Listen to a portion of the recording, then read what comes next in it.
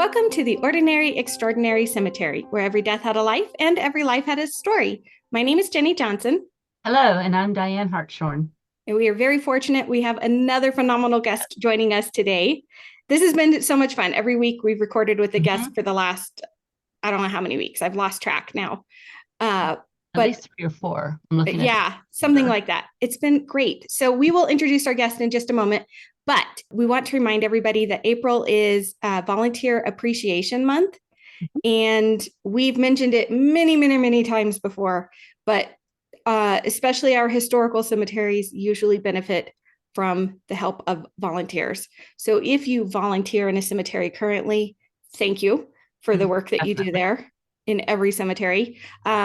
Or if you've been thinking about volunteering, April is usually a really good time to get started because in most parts of the country, I say that because we're still expecting snow here in Colorado, but in Colorado, so we're different. Yeah, in most parts of the country, the weather's warming up, the nature is starting to come back to life, and that's when the cleanups and things begin to happen in the cemeteries, and that's when volunteers are really, really needed. So if it's something you've been considering doing in the past, this is a good time to go to your local cemetery, find out who's in charge there, find out what you can do as a volunteer, whether it's helping with cleanup, whether it's helping give tours. I know here in Denver, Fairmount is offering some training for new tour guides there. I just got an email about it the other day, and I don't remember what the date was, but it's coming up real quick here in April. So check with your local cemeteries and find out what you can do to help volunteer. And again, if you already volunteer, Diane, who spends all her time at Evergreen Cemetery in Colorado Springs, thank you. Thank you, Jenny. Yeah. We appreciate all our volunteers. So today we have another really cool story.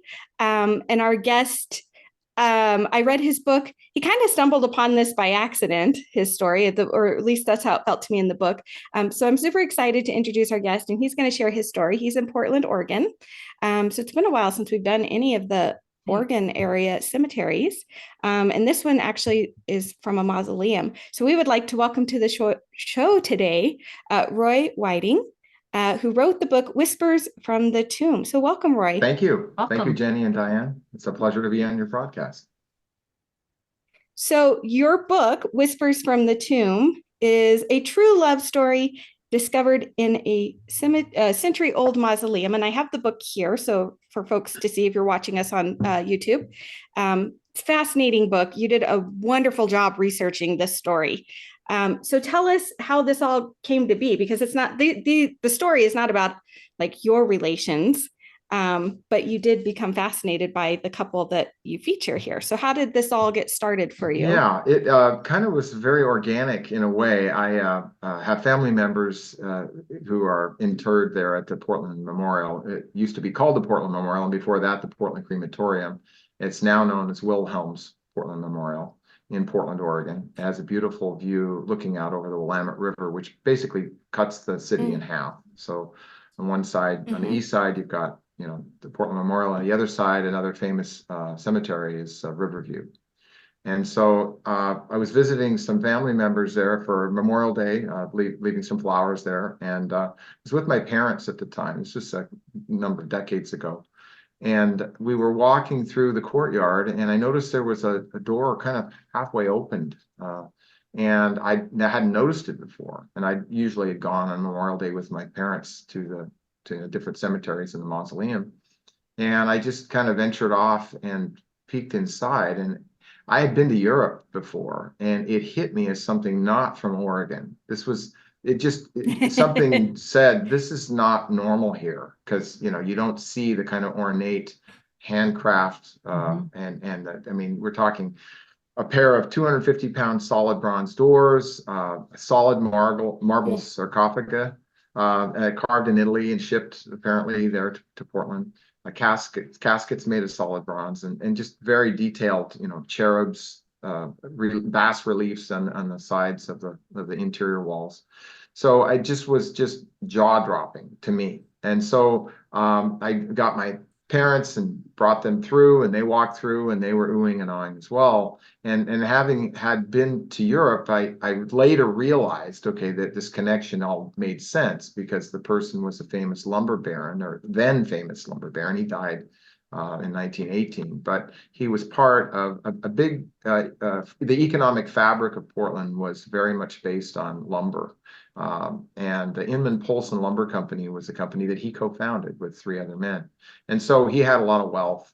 In fact, as a side note, in the early 1900s at the San Francisco earthquake and fire, especially the fire, they needed a lot of lumber. And so that was like a record production year for Inman Polson Lumber. This gentleman who was in the Mausoleum, his company had amassed a great deal of wealth in part from that.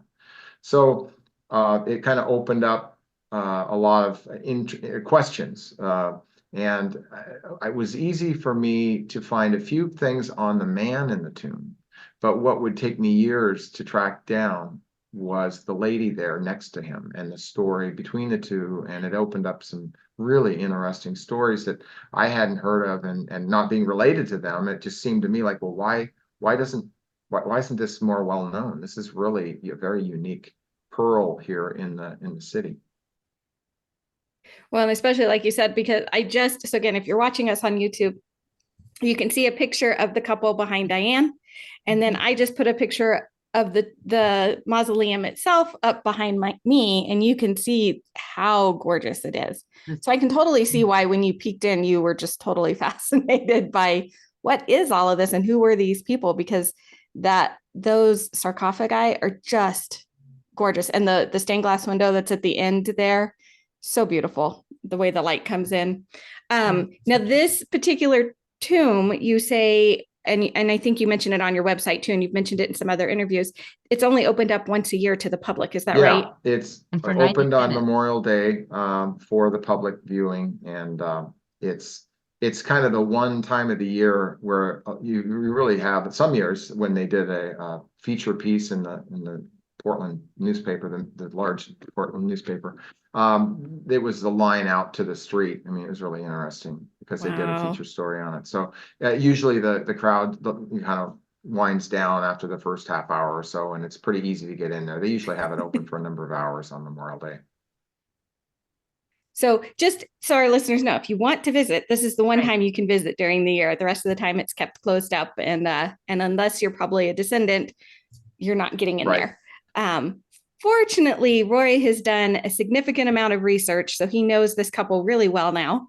And if you go to his website, which we will link in the show notes, but if you go to the website, you'll be able to at least view these photos that he has taken and give you an idea of what this tomb is like.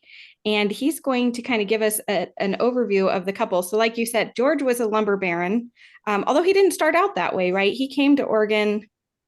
Yeah. And worked his way into that business. That wasn't what he was initially doing, as so many people did when they came out west. They found their business coming west. My research started, back in the 90s and before a lot of internet. So I really had to dig, and I was using sources like the local library, county records, wills, deeds, that type of thing. There really wasn't a lot online. In fact, even now, I mean, so much of this hasn't been digitized. So it was truly a research project that I as I would find new stuff, it's a little bit like, clue after clue after clue, and you kind of putting a puzzle together.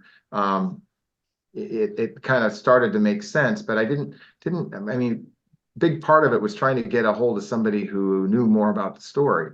And so as I researched the people, George Rae, lumber baron, born in 1843 in Ellon, Scotland.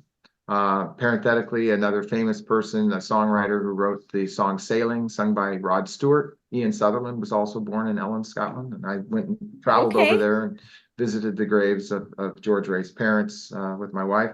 And so that was kind of interesting to see that, the area where he grew up, but it's a lot like Portland, really. And so 1843 he's born, 1869 he travels to the United States. It isn't until 1890 that he co-founds Inman Polson Lumber Company. And before that, he had worked a variety of other jobs, many of them lumber related, like a timekeeper, that type of thing at a lumber mill. And so he had these associations, but he worked his way west from New York. And when he ended up co-founding that company, it kind of brought together some of the ways I was able to actually find out more about him, because I wasn't able to find a whole lot from about him from family members, because there really wasn't much of a trail there. When I went and found the will of Elizabeth, the woman in the mausoleum, that was what really helped to open up some doors. That and one other actual visit to a cemetery, which something I would encourage your viewers and listeners to do is, we so often will do our research inside a room and like on a computer, maybe even a library, but there's really nothing to beat going there.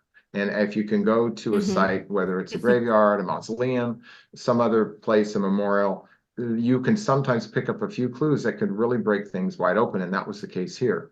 Because while finding the will and a lot of the county records on Elizabeth was helpful, what also really opened it up was that I noticed on one of the four men that co-founded Inman Polson Lumber Company was George Rae. Another one was Job Hatfield. Job Hatfield actually ended up marrying a daughter of George Rae's. And so they were all there at the Riverview Cemetery across the river from the Portland Memorial, where this beautiful mausoleum is. So I was over there researching that family because I knew there was an intermarriage through my research. And I'm walking around looking at the headstones, and I noticed relatively recent, it was in the 1970s then, headstone of a young boy. And I thought, well, what is this headstone doing right here next to Job Hatfield, the co-founder of Inman Polson? Maybe there's a clue here, somebody who might know the story, a relative who's related to this young person who could do it.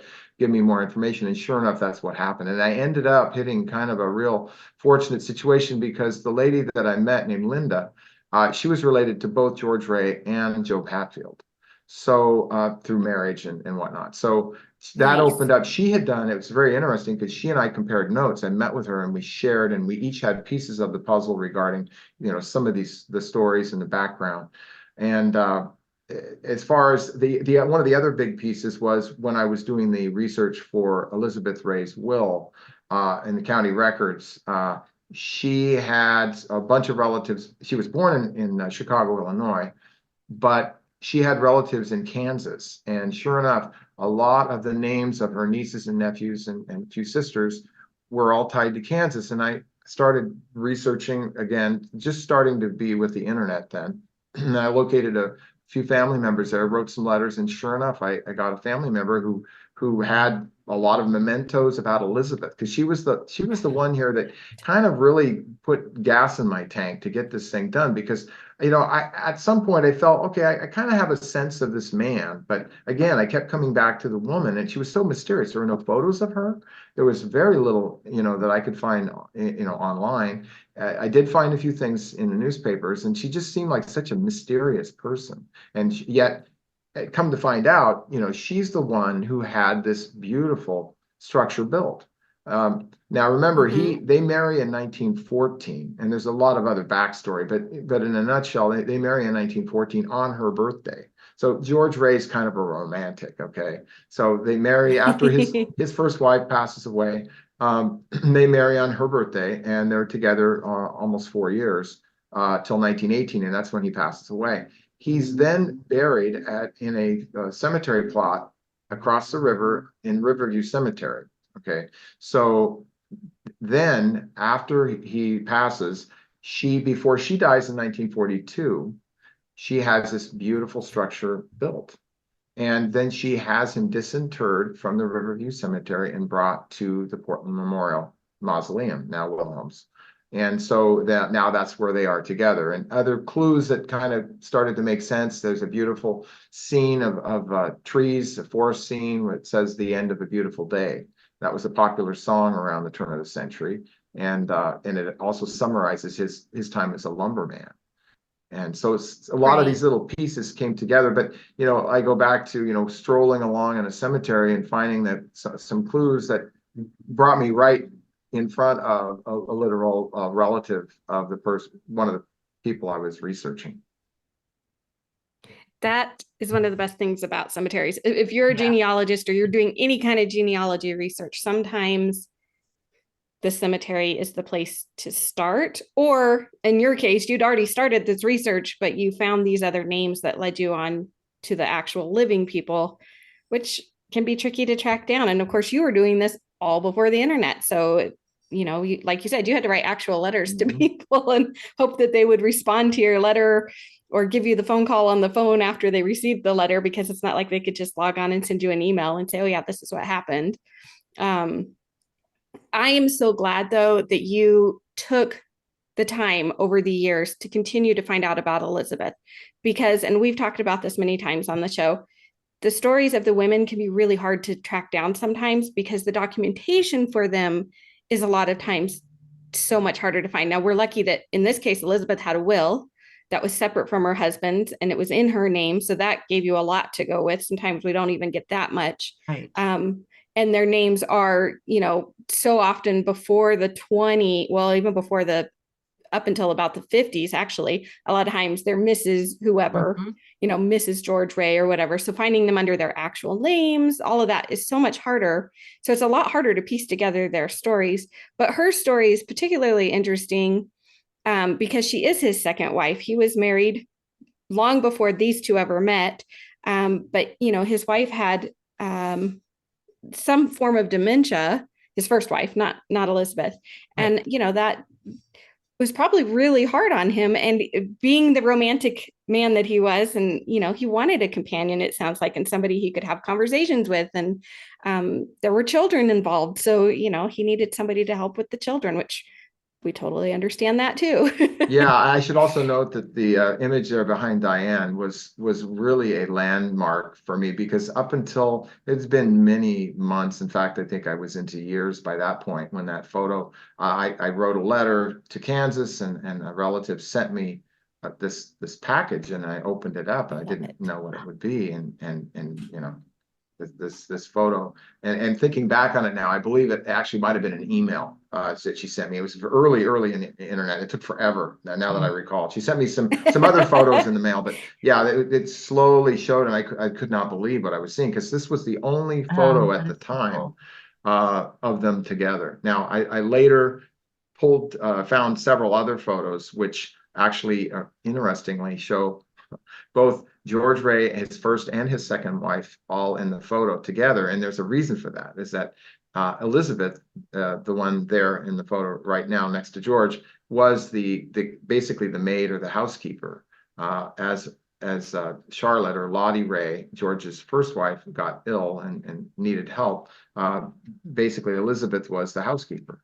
And so that became a source of contention, especially upon Lottie's passing, the first wife's passing, because there was accusations of meretricious relations, basically, prostitution, essentially. Of course. And that was thrown into the whole legal battlefield, which is a whole nother phase of this thing.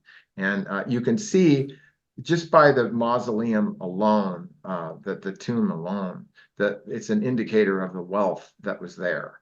And so, this is an example of what we were talking about, a lumber baron, tremendous amount of money, and the cost and the effort that was put into, making that as wonderful as it is. There were some significant funds at stake here. And as I go back to, well, and one other parenthetical thing is that Elizabeth, her father was Scottish, which I have to think plays nicely into the fact that the man she marries was from Scotland as well, which is just a kinship there that must have been very charming, I'm sure, for George to meet someone whose dad was himself like him. But if we go back to another big part of the story, and one thing that I was able to find, and it was mainly focused on him, on George Rae, was the legal battle. So if we want to go back and looking, depending on who you believe on this, because there's still a degree of subjectivity on the story. And I try to, as a biographer, I try to go down the middle on this, and stuff that I can prove, I try to lay it out. But if there's any question, I try not to throw, cast aspersions on people. But if you believe the son-in-law of George Rae, so George and Lottie, his first wife, had two children. One was was Maud, and that's the child that basically ended up marrying a gentleman named T.S. Emerson, who ended up having this legal battle for the Rae riches. So if you believe the gentleman who married into the family and fought so hard for the money against Elizabeth, George's second wife, he was promised money to marry the daughter. And when he didn't get the money, especially after he passed in 1918, and the money was not given to her in the will, at least it was a pittance, a very small amount, he was enraged. Right. And so what ends up happening is there's a lawsuit all the way up to the Oregon State Supreme Court fighting for these riches, for the wealth. And it was ostensibly because he had been promised it. The accusation was that Elizabeth, the second wife, had basically gotten George in his elderly state, supposedly in his illness, to change the will and to cut her out, and the promises were not kept, that type of thing. And so if you go that route, then there's an obvious issue that the family member had for money, and that would have helped explain why they took it as far as they did. I feel like, and this is just, again, because we can only guess, because everybody that was involved in the initial suits and everything no longer is alive to actually tell us their side of the story. So and you did, I mean, you had to read a ton of newspaper articles and go through the court documents, and it becomes very tedious. I just personally feel like, I think these two really did fall in love. And he, again, it could have happened while Lottie was still alive and Elizabeth was helping to care for her with dementia. But if you've ever been involved with somebody who has dementia and you're a caregiver for them, that's really hard. And it's really hard on the family to watch that person go away.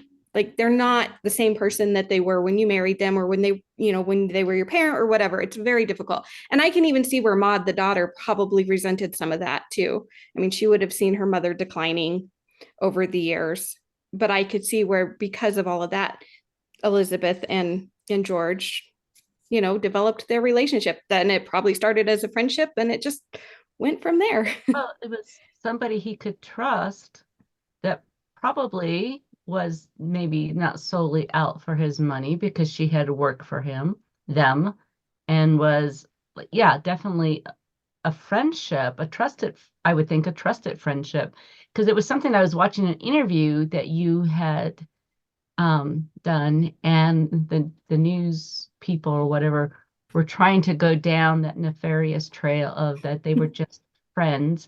And I love how you held Elizabeth respectfully, and that you weren't there, none of us were there, we don't know. And it just makes sense that I could see where they could easily fall in love, because she was there, she supported him, she helped him.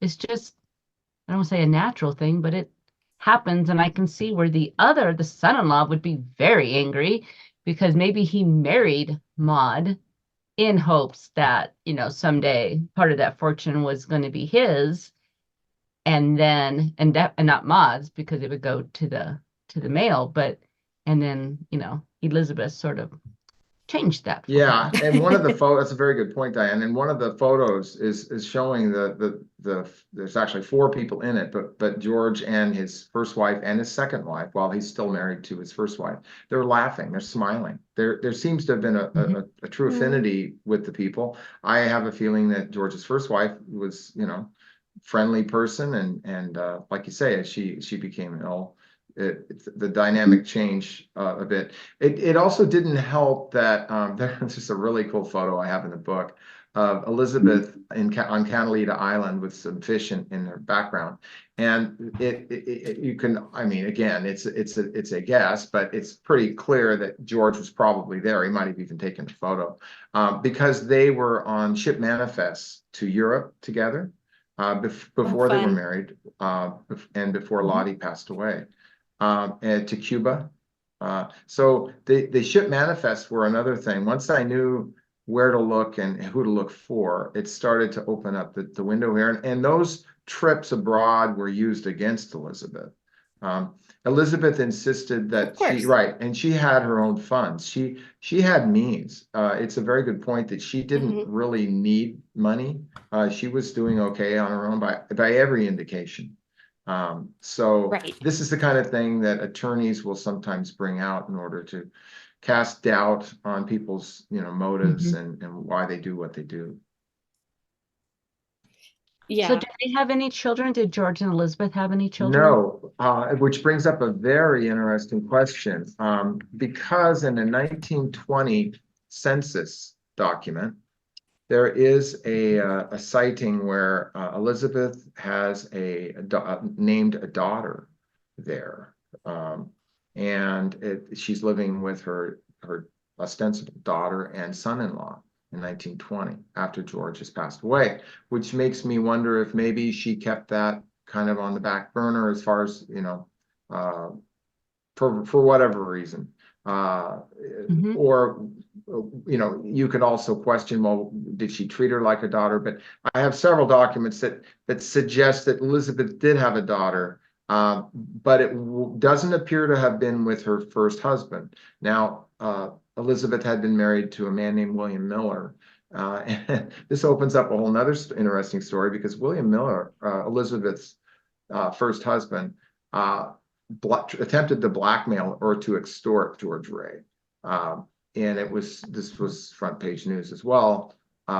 Shortly before George Rae died and this was back in 1917, so a year or so before George Rae died, he was right before there was a blackmail attempt to try to extort, and he was Elizabeth's first husband was basically arrested. And so the first husband was trying to extort the second husband, saying that he had secrets he was going to tell and that type of thing.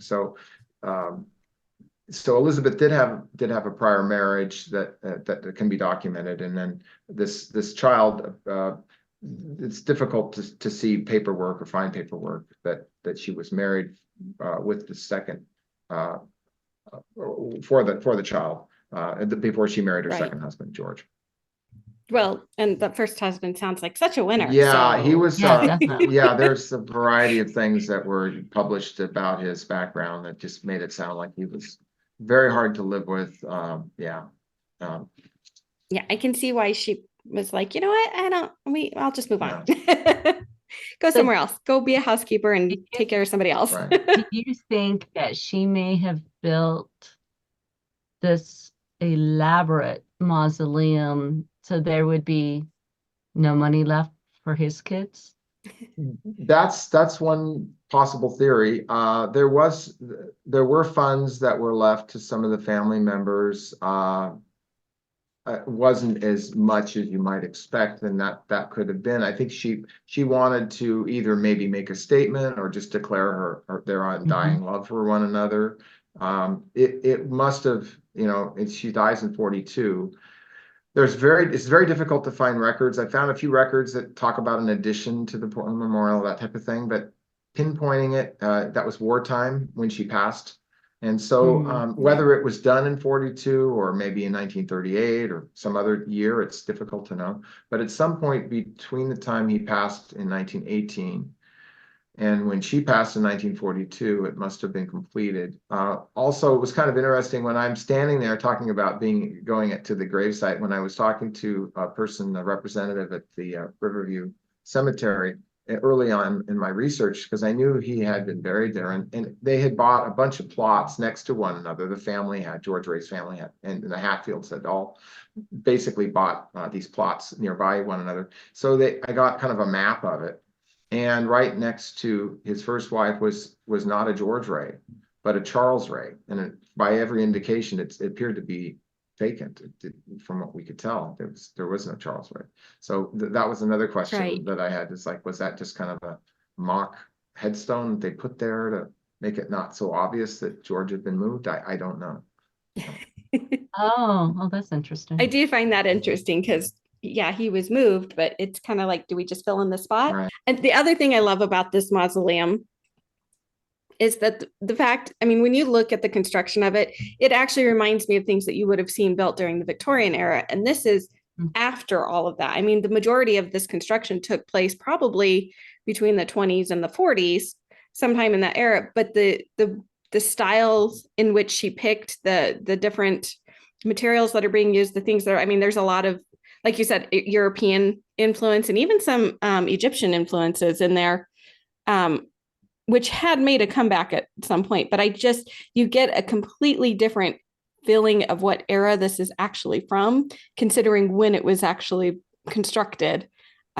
She obviously had very lovely taste, because it's very tasteful for as gorgeous or as elaborate as it is. It's still very tastefully done.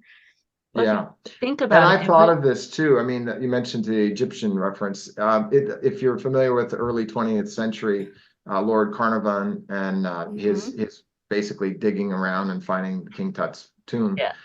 That's kind of the sense you almost get here, not to overstate it, but it's just like, Mhm. that's, I think, built into a lot of us. It's like, wow, this is something that people haven't seen or they haven't experienced, or it's kind of new to me, and maybe it's new to them, to people who haven't been there. It's just kind of a neat thing. It's not something you see every day. I mean, we visit cemeteries and we're very familiar with how things are laid out and what's normal and what's not usual. And this just hit me as just so out of the ordinary. It was like I was seeing something that most people don't get to see. Right. And the fact that it's locked, most of the year, makes it even more enticing in a way, because if you don't see it on Memorial Day, then you got to wait till the next year. But what's so interesting, it was built during the 20s through the Great Depression Mhm. and all that. And I wondered if too she did that to keep people working, because she would, Yeah, you would have had to pay some yeah, very skilled craftsmen to do what's been exactly, done in that tomb. that Yeah. wouldn't be, maybe not be working otherwise. So, maybe there was more to her than just, I don't even want to use the word the other woman, but it seems like people they want they want to go down that um, road where they're going to make her the villain instead of maybe the heroine in this story. Well, and I Yeah, think I was gonna say, I think it's easy to do, but based on some of the newspaper reportings that were done at the time of the trials, during the whole lawsuit thing. I mean, the way some of those articles came up, depending on who was presenting what during the trials, some people did try to paint her as the bad guy when I don't think she really was. I think Well, of course, because she was the second wife. the second wife. I don't want to say the other woman, the second wife. And then there was people who had influence as his business partner that would probably have influence in what was written about. Because after all, she was just a house, a housemaid from Scotland. So and a woman. yeah, and family loyalties are understandable. If you're raised with somebody or you have close family ties, and then there's somebody who marries into the family, and Mhm. they feel like there's maybe less respect to the original wife or whatever. It's easy for people to see things through the lens of their own perceptions. One interesting story, and I believe I mentioned it in the book, is Elizabeth had visited Lottie, the first wife, basically the caretaker who became the second wife. Elizabeth visited Lottie, and I believe it was when she was feeling ill. And Lottie noticed that Elizabeth was wearing Lottie's earrings, and Oh, there was apparently quite a scene. Now, I have to say, this was part of the legal, part of the lawsuit that came Right. out. So, that's kind of putting a fine point on it, because you don't know if that was something that truly happened, or if maybe it was blown up a little more than it really was. Certainly, I could see that could be a cause for concern if it did happen, but we're looking at a legal situation where people are trying to gain an advantage. mhm, Right. And of definitely. course, at that point, Lottie wasn't there to say what actually happened. Elizabeth would have been the only party in that case. And so her side was probably very different than the other side's version of that story. Mhm. Yes. One of the other things that I noticed, and I wouldn't have maybe noticed this had I not actually gone to some of the sites there, especially the Riverview Cemetery, was I'm a fan of a TV show called The Wild Wild West, and Mhm. to show you how small a world this is, it ends up that the Job Hatfield was the co-founder with George Rae, the man in the tomb, of the Inman Polson Lumber Company. Well, his granddaughter was a woman named Maud Morris, and she went by the screen name Jennie Jackson. She was in the Wild Wild West and in the film Ride the High Country, Jimmy Durante show. Very well-known actress, at least for TV and some film. And it was just kind of interesting to see, wow, this person was in actually some stuff I've seen, you know, and cool. was a granddaughter of one of the co-founders of the Inman Polson Lumber Company, which I found kind of interesting. It's always fun to make those connections. Yes, and the more we do this, we find connections in some of the most obscure in ways that it's incredible, because it just shows how much we really are all connected anyway. Yeah, well, you know, and the mausoleum there, built in 1901, it's got nearly 100,000 people, so it's considered kind of a city of the dead. It's just amazing that the number of people that are there. You've got governors and pro baseball players, and another person, parenthetically, Mayo Metho, the third wife of Humphrey Bogart, is Oh there yeah, as you well. wrote about that in your book too. You talk a little bit about her, where she's at and what she had done in her life, and that's another really interesting story. Like her, the poor thing. I kind of, after I read your version of it, I was like, oh, I really felt sorry for her. Yeah, I kind of stumbled on that as I was doing a part of my research on this book, From Whispers from the Tomb. And while I was there, I just asked, you know, is there anybody famous here? And I was kind of surprised, because I've been a Humphrey Bogart fan. I always liked his movies and stuff. And so when he said, yeah, Humphrey Bogart's third wife is here, would you like to visit? So we walked over and I took a look.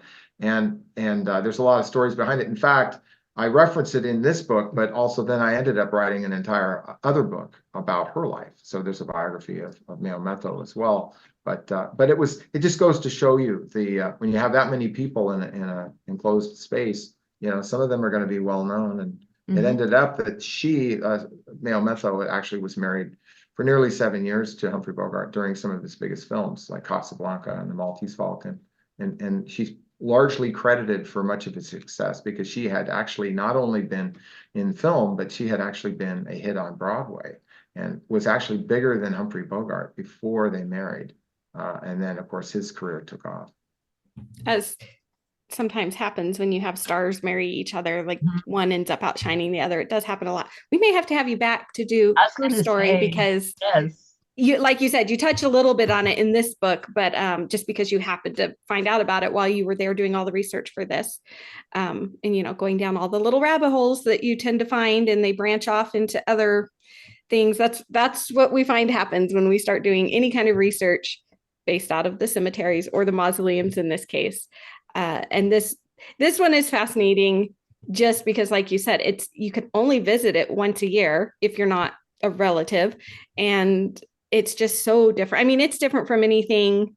I mean, maybe back in New York, in some of the mausoleums back in New York, or, you know, Boston, or some of the bigger East Coast cities, we might find something more like this, but we don't really see that out here very often. Right. You know, in the West, our opulence was more for the living rather than where we put our dead. So I think this is really cool that this particular tomb exists, and it's and that you just became so fascinated. Now, the one thing I wanted you to share with us, because I found this interesting, and this is at the very beginning of your story, and you touched on it a little bit when we started talking, but you were talking about how you have this tradition with your parents where you go visit your family members on Memorial Day, and you're placing flowers at their tombs and their grave sites, but you go to more than just the mausoleum. Like, you had this whole tradition of going from like the cemetery to the mausoleum to other places. And I think that is so lovely that you guys would do this year after year. Yeah, it was a tradition of sorts. My dad was a World War II vet, and it was really interesting because, especially when we would walk around in the Portland Memorial, the mausoleum there, you know, we'd venture off, and we'd see some of these other people, the names he'd recognize, and he was a caddy for this guy back in the 1930s, or this was his doctor back in you know, 1940s, and it was just really interesting. It brought it to life. It brought the history of these folks, and it reminds us that every every headstone is basically the beginnings of telling us a story about somebody. And in talking about mausoleums, this kind of opened my eyes to so many, there's so many mausolea that are private, they're standalone. You can't get in, they're locked. Probably a lot of the family members, if not all, are passed. And you just wonder about some of the beauty that's inside the artwork. Like the stained glass here in the Rae Room is just really beautiful. And it's just the attention to detail is something that is really neat to share. It's kind of like having an art museum in a way that's always closed. It just seems like, gee, it'd be kind of neat for people to enjoy this. And that's just kind of how I ended up and understanding a lot of this. And so it's really neat that the Wilhelm's Portland Memorial does open it up once a year. Is this the only one that they do open to the public?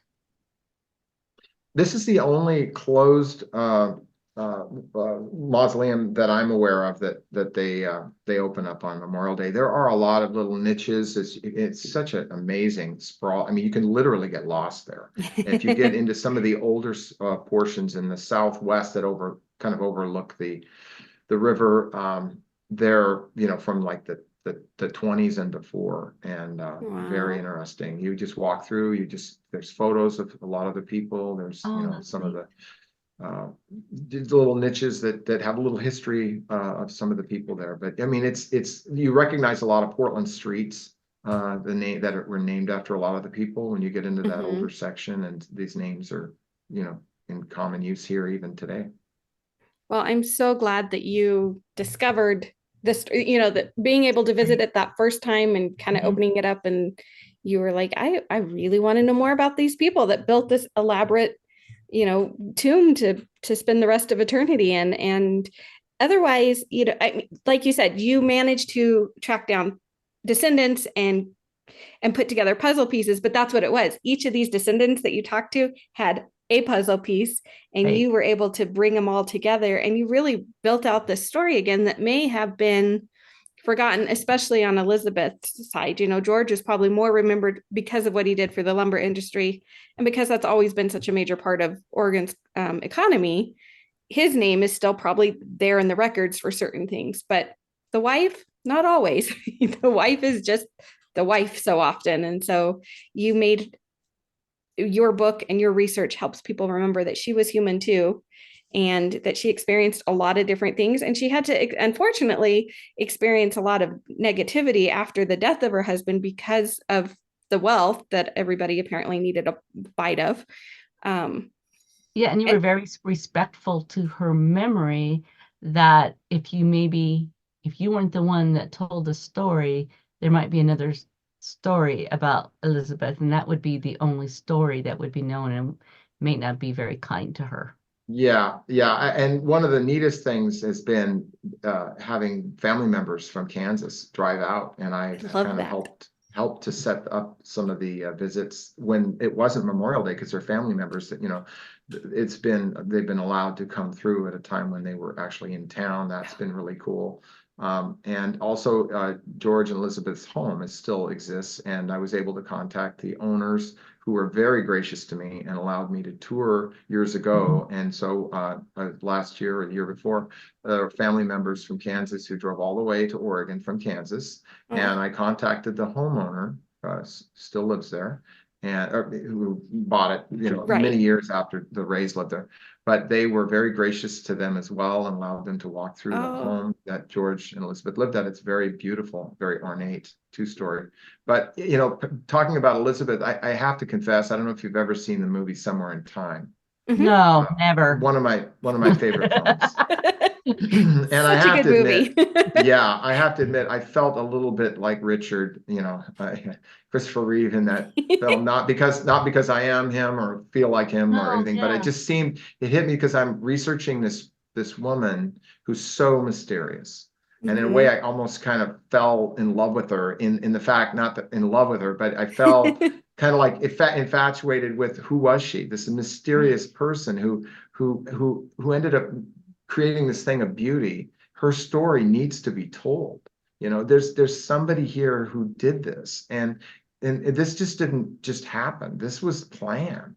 And so it was a pursuit. And then when I finally saw her photo, it was like, wow. Okay, because she could have looked like anybody. I didn't know anything about her except for what I'd seen on paper. And then getting to meet her family members and stuff. They're distant family members, but they're related. Still, yeah. It was just kind of really kind of closing the circle. And it was just one of those things. I've written numerous books, but this was the book I had to write.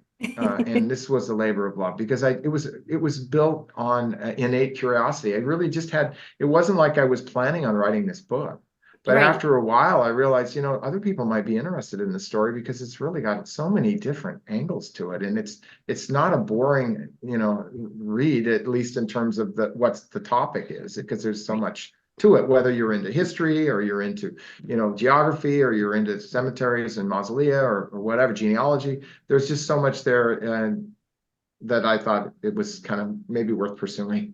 No, I'm so glad you mentioned somewhere in time, because I was going to ask you, is like, and without it sounding like way woo-woo and out there, but do you think Elizabeth ever spoke to you, talked to you, or gave you something that led you to find more about her? Well, without getting too philosophical or faith based, I would say she definitely left us lots and lots and lots of clues. She definitely lived a very interesting life. She had a joy about her, a love of life that's undeniable. I mean, without having ever met her, not being related to her, just Right. being a biographer and reading, you try not to fall in love with your subject, but what I can say is you have people that you're more simpatico with, or people that you can relate to more. And some of the people in the book you might classify as a scoundrel or maybe mercenary, or their interests were not really super noble, but maybe they were understandable. You try not to tar and feather people, especially if they passed, because you weren't there. I wasn't. I mean, I don't know, but I mean, I'm looking at the evidence and I'm saying, yeah, she was probably a romantic as well, and George and she had enough in common that and enough differences that just the spark was undeniably there. People talk about, great romances, and this is just one that wasn't really written about yet until I stumbled upon it. Well, I I know can for just Jenny and imagine I, her falling in love with yeah. his Scottish accent. So, And for Jenny and I know we are drawn to specific people that we have researched that there's just something that they grab you, and you may not even know why, but it's like they almost want you to tell their story. And I think this is what happened with Elizabeth. You could have went and just focused on all of George's accomplishments, but you didn't. You focused on Elizabeth because you she were like, wanted her George's story told. accomplishments are there. We Yeah, can read that. It's fine. Let's find out more about this yeah, woman that was part of exactly. his life. So she picked Yeah, you to I tell mean, her story. exactly. It wasn't her only accomplishment, but the final big act, from what I can tell of having that monument created, is not, it's not wholly to her. I think it's a testament to her love for him. Mhm. She could have given those the funds to family members, and I have no doubt at all that she loved her family, because she did leave them things in her will. Mhm. But I think it was a testament to how much they cared for each other and the commonality of their bond. Well, and as a couple, when they were alive, they had a very short time together. Their marriage was 4 years before he passed away. And part of that's because he was a lot older than she was. But like when you only get that 4 years, I'm sure she wanted something later to say, okay, we're going to be here for eternity now. And we have a beautiful place to be. And people can come and visit us. But I'm so glad that you were able to get this photograph, because it really does show. And even though this one's a little grainy and stuff, because I did crop it down so it would fit in our screens, but if you look at their faces, you can see that they smiled a lot. They have the smiley eyes. They have, this, and they're not smiling great big in this picture, obviously, but like you can tell they were both genuinely probably very nice people who had a jovial time when they were together with friends or when they were hosting events. Like, and the way that they're kind of angled towards each other. And yes, that's part of the photographer putting them together, but there's also so many pictures from this era where like the husband's back is kind of to the wife and the wife is posed this, they're together, they're Yeah. facing each other. So I feel like it gives you a good sense that both of these people, this couple together for the short time that they had as a married couple, was very loving and warm. And it's too bad it was so short, but she did create beauty out of that Yeah, for it's a their good point. And eternal. to not magnify little things, but the fact that, he marries Elizabeth on her birthday, tells me that he cared and that was something he wanted to do for her. And the fact that she put a forest scene for a lumberman's mausoleum there above both of them, it shows that there was a giving on both ends. They just, again, we have to work with the clue shards that we have, but I mean, those are just several examples. I could think of many more, I'm sure, but it just lets us know that there was a true love, I believe, from the evidence of that and many other clues. What year were they married? They were married in 1914. Okay, that might be their wedding picture then. Yeah, that's the assumption. Again, I couldn't say 100%, but that's long been what I've expected, because that would have made sense. Yeah, also have to remember that was roughly 10 months after George's first wife had passed away. So by him marrying her in a public way like this, they were going to take some hits for it, being considered not a long enough mourning period, I'm sure. Well, I was telling Jenny, I originally put I chose that picture last night because they reminded me so much of my grandparents, because my grandmother was probably a good foot taller than my grandfather, and they were married in 1917, and the dress is very similar to the dress my grandmother wore. It wasn't a big elaborate wedding dress, and it was just, I don't know, they just reminded me so much of my grandparents. Yeah, and one other thing, as far as the family back in Kansas, they've shared photos of some embroidery that Elizabeth made, a bedspread, that type of thing, and a ring. I'm so glad a they ring have that. Yeah, a ring that she gave her sister, because her sister, Elizabeth's sister in Kansas, the husband apparently hadn't given her a ring, and Elizabeth felt so touched by the fact that her sister did not have a wedding ring. She ended up buying her sister a wedding ring, and family members still have it now. Oh, that just goes to show so much more about her. Yeah. Yeah. I think she's more than what some of those news stories made her out to be, for sure. Follow the money. Yeah. Yeah. Like you said, follow the money, unfortunately. Well, Roy, I'm so glad that you went down this rabbit hole for years. And folks, you definitely need to check out his book, Whispers from the Tomb. We will have links in our show notes so that you can go to Roy's website. You can order the book through the website. Is it available other places as well? Most common is Amazon and several other, online booksellers. It's the easiest way to reach it. Got it. But definitely give it a read. This story is so fascinating. And of course, the book will go into more detail about George, about Elizabeth, your whole journey to discover what was going on with them, and kind of the pitfalls that you sometimes came up against. On occasion you stopped your research because you were like, well, I've reached a dead end, which happens in this kind of research, and especially before the digitization of records and things like that. Like, you got so far and you didn't know who to contact and you had to stop. So you go through a lot of that in your book, and I loved being able to follow your journey as you were trying to discover more about this fascinating love story that you wrote about. Thank you. And to anybody who's doing research on their own, don't give up, because I compare it to building a retaining wall or a brick wall. You can always come back to it. It'll still be there. Your research that you've brought up, if you're at a pause, sometimes you just need to take a break and get back into it later with a fresh view. And so if it's 6 months, a year, 5 years, you've got your basic information and you can build, and you don't know what connections you might make in the future. So just keep those documents ready, and when you're ready to proceed, it'll all work forward. So see, Dianne, it's okay. Keep them all. Keep them all. Keep them all. So again, well, thank you. Whispers from the Tomb. If you're watching us right now on so much. YouTube, this is what the book looks like. Here's the cover. Again, we'll have all the links in the show notes so you can go and order a copy, and also check out Roy's other books. This is not his only book, but this is the story we shared today. So Roy, thank you again. Thank you so much. Yeah, thank you. Thank you. So we thank you for taking the time to join us for this ordinary, extraordinary story. To learn more about the story we shared, please visit our website, theordinaryextraordinarycemetery.com, where you will find the resources we used to research this episode.